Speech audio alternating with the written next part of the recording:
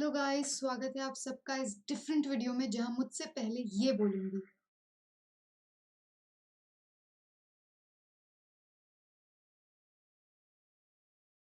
तो ये आज का जो हमारा वीडियो है ये बॉलीवुड स्टाइल में है, तो इसका वेलकम भी बॉलीवुड स्टाइल में होना चाहिए।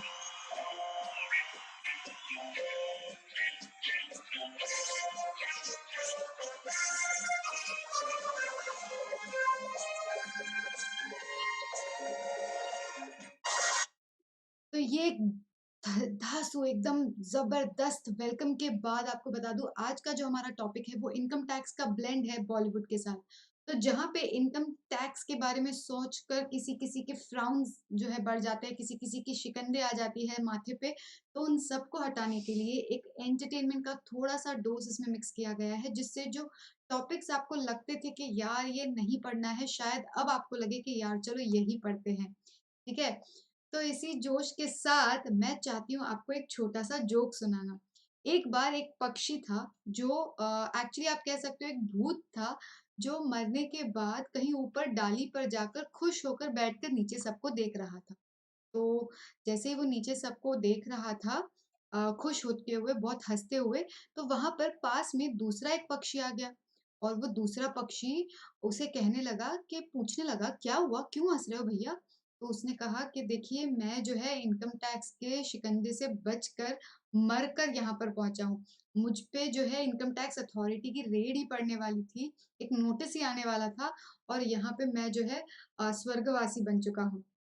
तो वो दूसरा पक्षी उसे कहता है, अच्छा, तो ये लो वही इनकम टैक्स का नोटिस, मैं ही वो इनकम टैक्स ऑफिसर हूँ जो आपको यहाँ पर ये नोटिस देने आया हूँ।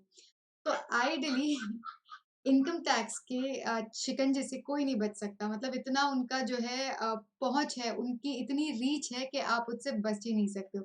तो आज का हमारा टॉपिक इसी तरीके से थोड़ा सा जो है एंटरटेनमेंट के साथ, थोड़ा सा बॉलीवुड मिक्स के साथ इनकम टैक्स भी रहेगा उसमें, डोंट वरी। तो इनकम टैक्स के जो है हम लोग चीजें जो डिस्कस करने वाले हैं वो आगे देखते हैं, पर उससे पहले छोटा सा आप लोगों का वेलकम कर दूं इस चैनल पे, let's crack into UGC net, जहाँ पे हम लोग हर बार जुड़ते हैं और सीखते हैं कुछ ना कुछ नया नया, ताकि हमारा जो नेट जेआरएफ का टारगेट है वो तो पूरा ही हो सके। इंडिया का जो लार्जेस्ट लर्निंग प्लेटफॉर्म है विच इज अन अकेडमी, वो हमें इस माध्यम के थ्रू जुड़ा कर रखता है।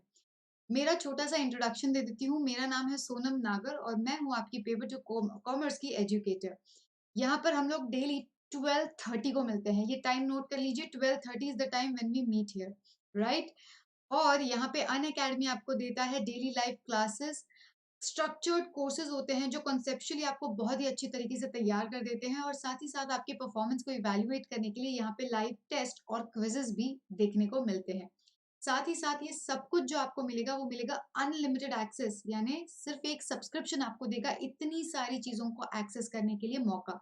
यानी भूतकाल, भविष्यकाल और वर्तमान काल के जो भी सेशंस है, जो भी लाइव या रिकॉर्डेड वर्जन है, वो सभी कुछ आप एक्सेस कर सकते हो। ये एक बहुत ही अनोखी चीज है। जनरली पहले हम लोग हर एक पेपर के लिए अलग अलग जगह, अलग अलग एजुकेटर्स के यहाँ जाते थे और अलग अलग जगह जाकर हमें एनरोलमेंट करवाना पड़ता था, बट यहाँ पे अब आपके पास ये सहूलियत है, ये अपॉर्चुनिटी है कि सिर्फ एक सब्सक्रिप्शन फी आपको जो है ये सारी चीजों का एक्सेस देती है, वो भी अनलिमिटेड।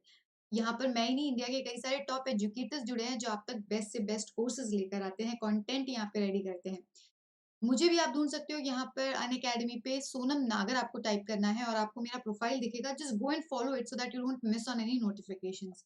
मेरे कोर्सेज ऑलरेडी यहाँ पे जो है चालू है, 2 कंप्लीट हो चुके हैं, थर्ड कोर्स लाइव है, जिसके सेशंस आप जो है वहाँ पर चेक कर सकते हो।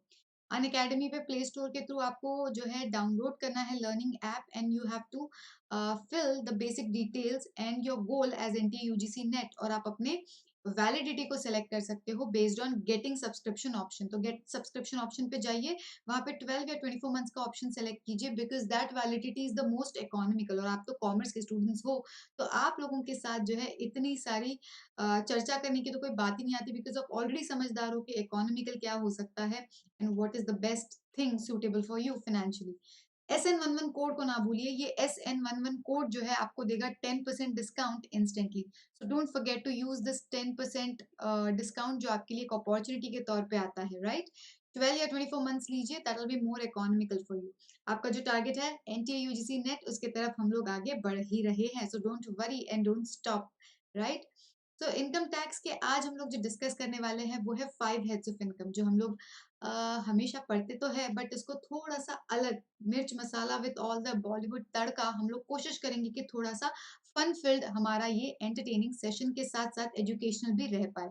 ठीक है, मैं यहाँ पे जो है थोड़े हेड्स को डिटेल में डिस्कस करने वाली हूँ और थोड़े हेड्स को बहुत ही ब्रीफली डिस्कस करने वाली हूँ।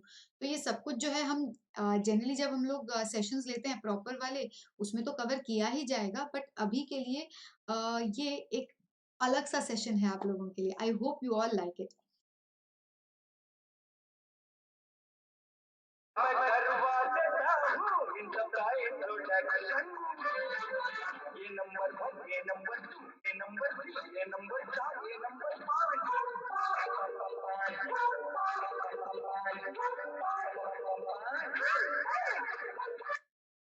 पहला हेड है सैलरीज, जिसमें होते सारे एम्प्लॉयज, इसमें है काफी सारे पर्क्स जो दे सकते हैं तुमको जर्क्स। दूजा है हाउस प्रॉपर्टी, जिसमें है स्टैंडर्ड डिडक्शन की कॉमेडी, खर्च करो या ना करो मिलता है इतना रिडक्शन यारो। अब ये है सबका बाप, बिजनेस प्रोफेशन है यार, इसमें है गफले हजार, लॉट्स ऑफ कॉम्प्लिकेशंस यार, क्योंकि होते हैं यही काफी प्रेजम्पशंस और डिडक्शंस मेरे यार। कैपिटल गेन्स में है ये ट्विस्ट, यहाँ है शॉर्ट टर्म लॉन्ग टर्म का लिस्ट, जो कहीं नहीं हुआ है फिट, अदर सोर्सेज में है उसकी लिस्ट, जो ना पकड़े गए किधर तो वो आकर फंसे हैं इधर। तो ये है पांचों हेड मेरे यार, जिसका इंट्रोडक्शन हुआ है आर पार। ठीक है, तो ये 5 हेड्स ऑफ इनकम के बारे में आज हम लोग डिस्कस करने वाले हैं, राइट। तो उसमें सबसे पहला है इनकम फ्रॉम सैलरीज। तो इनकम फ्रॉम सैलरीज ये हेड को अगर समझना है तो सबसे पहले हमें ये जानना है कि आपका एम्प्लॉयर और एम्प्लॉय का रिलेशनशिप है और आपको उससे सैलरी मिलती है, तभी आपका वो इनकम यहाँ पे चार्ज किया जाएगा। तो ये मूवी का सीन जो लाडला से लिया गया है, जहाँ पर जो ये श्रीदेवी और अनिल कपूर है, इन दोनों के बीच में एम्प्लॉयर और एम्प्लॉय का रिलेशनशिप था, इसीलिए इसको यहाँ पर लिया गया है। तो इनकम फ्रॉम सैलरीज के अंदर जो है 3 मेन सेक्शंस है, which is the chargeability section, section 15 and 16 section जो है वो डिडक्शंस के बारे में बताता है, और 17th सेक्शन जो है सैलरी, परक्विजिट्स और अलावेंसेस या profits and leave of salary, इन सब के बारे में डिटेल में हमें इंफॉर्मेशन देता है। अभी देखिए 15th सेक्शन जो बेसिक सेक्शन है, जहाँ पे चार्जेबिलिटी की बात की गई है। तो सैलरी चार्जेबल है टू टैक्स इधर in the hands, obviously in the hands of the employee तो होगा, बट कब, व्हेन इट इज ड्यू और ऑन द रिसीट, यानी जब आपको मिल रहा है या जब वो ड्यू है, ये दोनों सिचुएशंस में सबसे पहले जो आएगा वही जो है आपके चार्जेबिलिटी के लिए हेल्पफुल रहेगा। पर देखिए, जहाँ पे कोई सैलरी एडवांस में पे की गई है या जो है जो साल में उसे मिलना चाहिए था उससे पहले ही मिल गई है, तो वापस से जब उस साल में वो ड्यू होगी उसे डबल टैक्सेशन नहीं किया जाएगा। तो ये एडवांस सैलरी के लिए थोड़ा सा यहाँ पे एडजस्टमेंट के बारे में बात की गई है। उसके बाद अगर वो एरियर्स सैलरी के जो पे किए जाते हैं, जो ऑलरेडी हम लोगों ने ड्यू बेसिस पे पहले एसेस कर लिए थे, तो उसे वापस से हम टैक्स नहीं करेंगे। तो ये दोनों ही सिचुएशंस, एडवांस और एरियर्स के टाइम पे आपको ये छोटी सी चीजों का ध्यान रखना होगा। इसके बाद जो है यहाँ पे सेक्शन 17 जो है वो बताता है कि सैलरी क्या है, डेफिनेशन बताता है सैलरी में क्या क्या चीजें इंक्लूडेड है, परक्विजिट्स का क्या मतलब है और कौन से परक्विजिट्स टैक्सेबल है। आइडियली सारे परक्विजिट्स टैक्सेबल होते हैं, बस उसमें से थोड़ी थोड़ी चीजों को एग्जेम्पशन दिया जाता है। और उसके बाद profit and leave of salary क्या होती है और उसके अंदर क्या प्रोविजंस यहाँ पे दिए गए हैं। एंड देन उसके बाद जो है यहाँ पर हमारे पास आ जाएंगे अलावेंसेस के लिस्ट, जो हमें बताएंगे कौन से अलावेंसेस है जो फुली टैक्सेबल है, जो पार्शियली टैक्सेबल है और जो पूरी तरीके से एग्जेम्प्ट है। तो ये लिस्ट के हिसाब से देखिए, अलावेंसेस का ये मतलब होता है जो आपको मिलते हैं बेसिक सैलरी के साथ, जैसे डियरनेस अलावेंसेस मिलते हैं, आपको ओवर टाइम अलावेंस मिलता है, ये अलावेंस आपको over and above your basic salary दिया जाता है।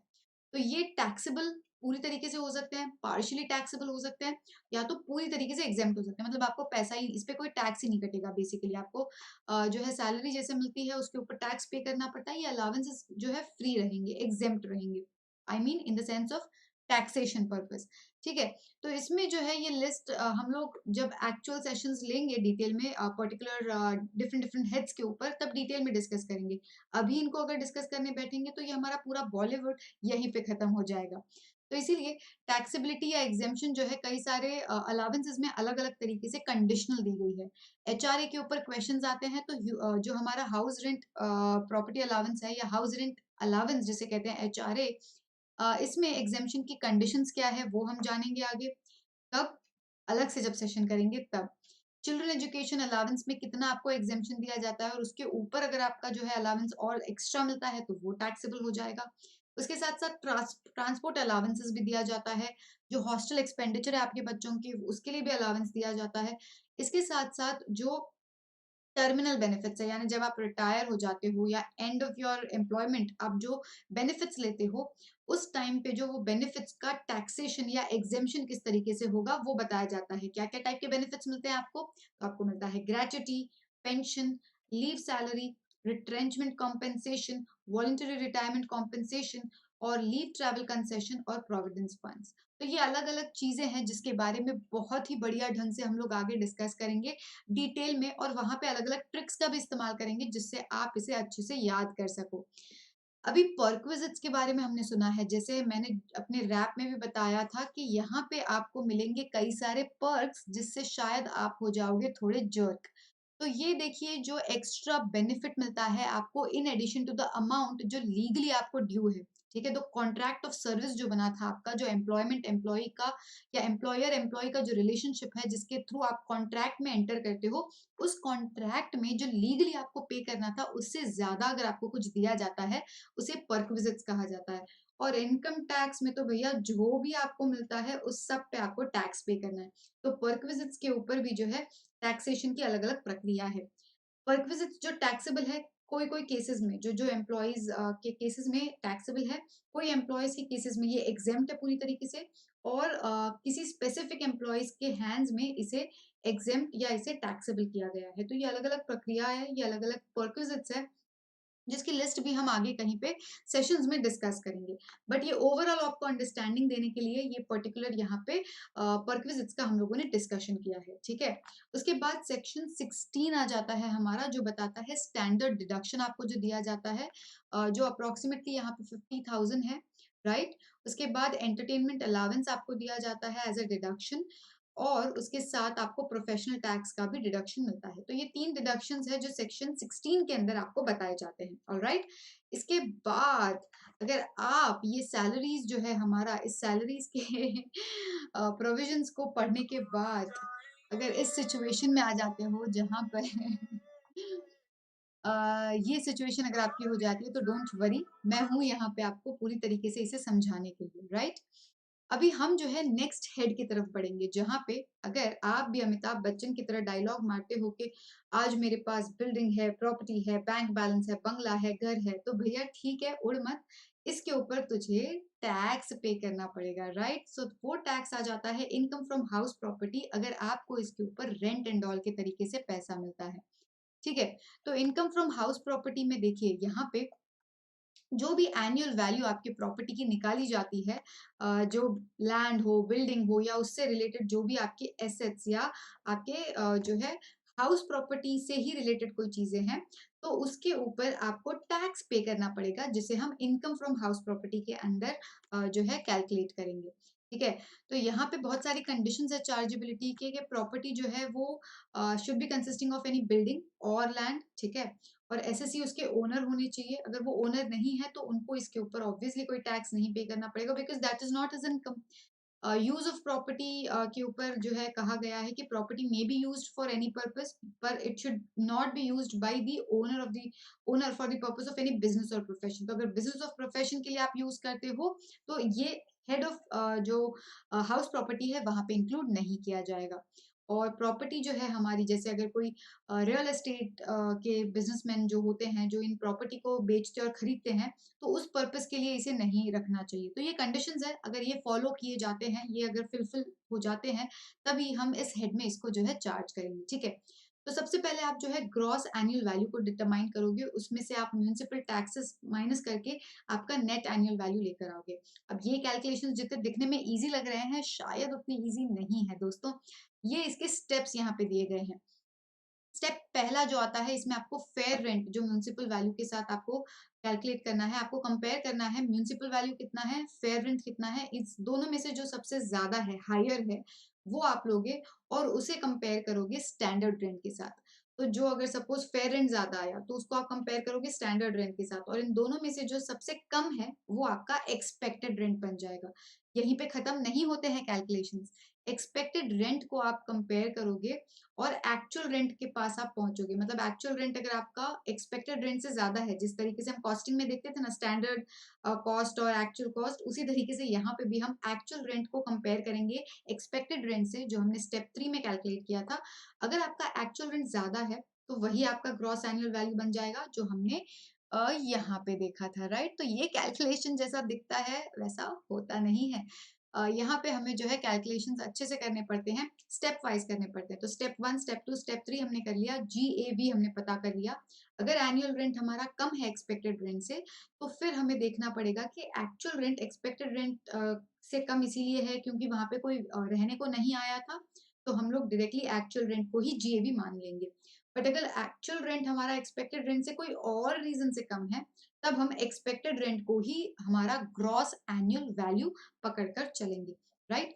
इसके बाद अब हम लोग जो है डिस्कस करेंगे about the third heads of income. जब लोग तुम्हारे खिलाफ बोलने लगे, समझ लो तरक्की कर रहे हो। तो ये बिजनेसमैन, जहाँ पे गुरु फिल्म में अभिषेक बच्चन जी ने ये रोल निभाया था ऑफ धीरू भाई अंबानी, जो सक्सेसफुल बिजनेसमैन थे।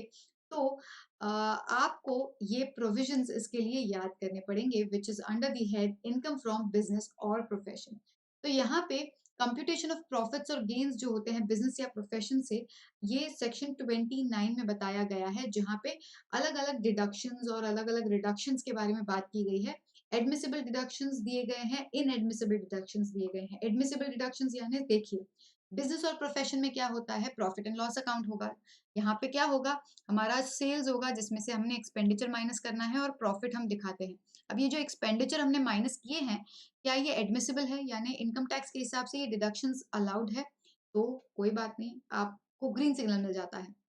बट सपोज वो इनएडमिसिबल है, इनकम टैक्स एक्ट के हिसाब से उनको नो का जो है यहाँ पे सिग्नल दिया जाता है, तो हम उसे ऐड बैक करेंगे, हमारे प्रॉफिट में उसे ऐड बैक करेंगे। फिर उसके बाद एक्सपेंसेस या पेमेंट जो कई सर्कमस्टेंसेस में डिडक्टेबल नहीं है, अलाउड नहीं है डिडक्शन के लिए, और उसके बाद जो प्रॉफिट आएगा that will be chargeable to tax, यानी जो आप ये फाइनेंशियल रिकॉर्ड के हिसाब से प्रॉफिट है, वो टैक्सेबल प्रॉफिट नहीं होगा, उसमें एडजस्टमेंट्स होंगे और तभी हम इस प्रॉफिट पे अराइव होंगे। एंड देन उसके बाद जो बाकी मिसलेनियस प्रोविजंस है, अब ये मिसलेनियस प्रोविजंस क्या क्या हो सकते हैं, तो मिसलेनियस प्रोविजंस,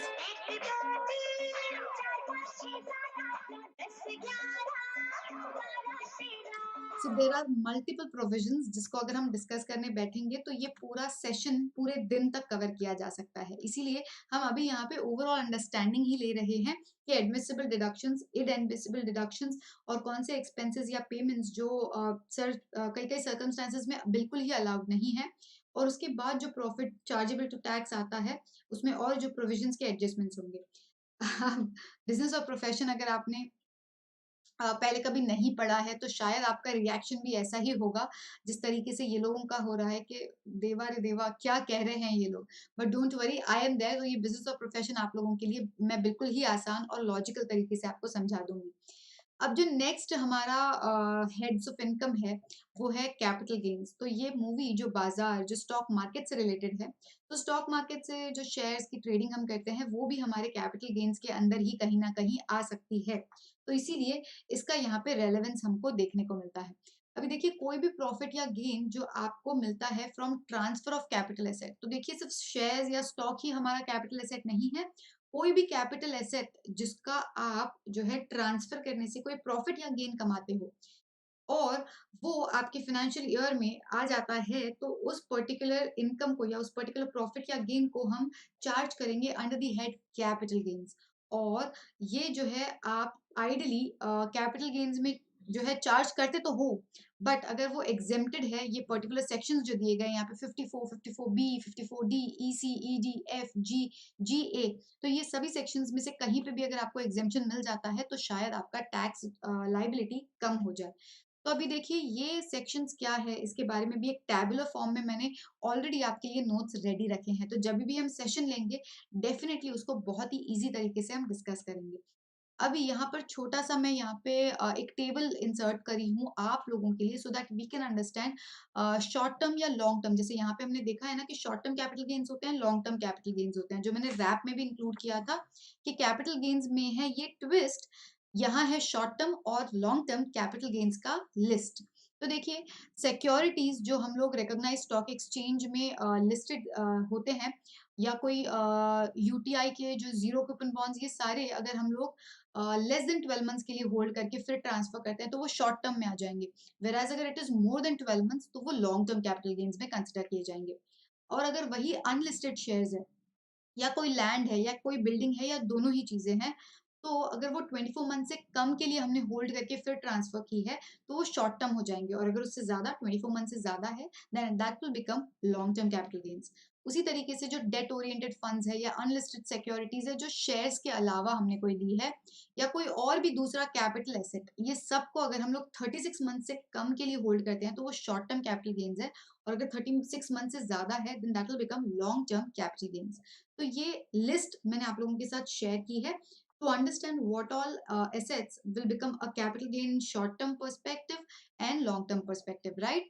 इसके बाद हमारा आ जाता है लास्ट हेड, जिसका कोई नहीं, उसका उस इनकम का बेसिकली अदर सोर्सेज है यारो। तो ये इनकम फ्रॉम अदर सोर्सेज जो है हमारा रेसिडुअल बेसिकली एक हेड है, जहां पे कोई भी इनकम, कोई भी प्रॉफिट या कोई भी गेन जो दूसरे किसी भी हेड में फिट नहीं होता है वो यहाँ पर इंक्लूड कर दिया जाता है, इसीलिए इसे रेसिड्यूरी हेड ऑफ इनकम कहा जाता है। अब ये रेसिड्यूरी जो हमारा हेड ऑफ इनकम है, इसमें कई सारी चीजें आ सकते हैं। इसमें आपका जो है अदर सोर्सेज के हिसाब से डिविडेंड इनकम आ सकता है, कैजुअल इनकम आ सकता है, फिर आपका जो है इंटरेस्ट आ सकता है। तो ये कई सारी चीजें हैं जो हम हमारे सैलरीज, हमारे house property, business profession, capital gains कहीं पे भी इंक्लूड नहीं कर सकते हैं, तो हम उसे यहाँ पर अदर सोर्सेज में इंक्लूड करेंगे, राइट। तो ये था हमारा आज का सेशन, जहाँ पे आई होप मोगैम्बो जो आप लोग हो वो खुश हुआ होगा। सो मोगैम्बो अगर खुश हुआ है तो प्लीज इस सेशन को लाइक कर दीजिए, आपके फ्रेंड्स के साथ शेयर कर दीजिए। अगर आप नए हो इस चैनल पे तो सब्सक्राइब करके बेल आइकन को दबाइए so that you don't miss on any notifications. Comment section में हमें बताइए कि कैसा लगा आपको ये वीडियो, एंड SN11 कोड का इस्तेमाल कीजिए for getting 10% discount on the subscription on Unacademy for any category, right. तो इसी के साथ यहाँ पे पिक्चर अभी खत्म नहीं हुई है दोस्तों, पिक्चर अभी बाकी है, बिकॉज हमारे सेशंस कंटिन्यू होते रहेंगे, there is no end to it. हम लोग हमारा नॉलेज अपग्रेडेशन करते रहते हैं। तो हर बार की तरह मैं ये बार भी आपको कहूंगी, keep learning and keep growing guys. See you in the next session, till then bye bye.